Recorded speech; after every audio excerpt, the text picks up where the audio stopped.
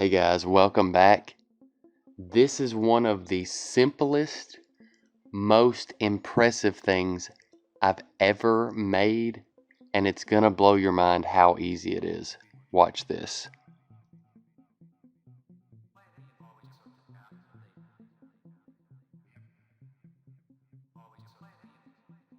So DSR Farms now has seafood, and you need to get your hands on some of this.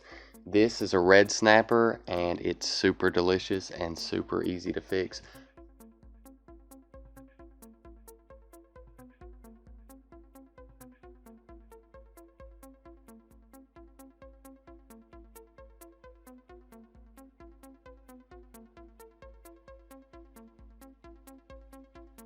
I'm just taking a sharp knife here and about every 1 to 2 inches making a slit almost down to the bone, and then all I'm putting on this is just some salt and some lemon pepper seasoning, and just make sure you get it down into all those slits and into the belly also. Just get every inch of this covered.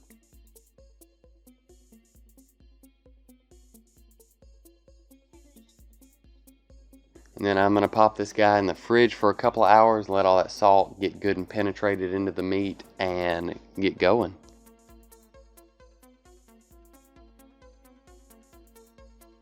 I wanted to try something a little bit different here, so I'm going to cook the fish standing up, and it will almost support its weight just the way that it's cleaned, but I've just got some clothes hangers that I've cut and bent into like horseshoe shapes that I'm going to run down through these skin flaps and then kind of tie into this cooling rack right here and just kind of help support the fish.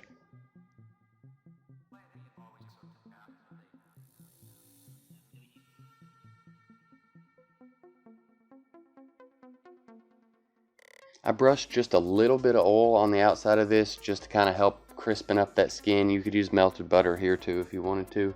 And then I took some lemon wedges and put in those slits that I made earlier.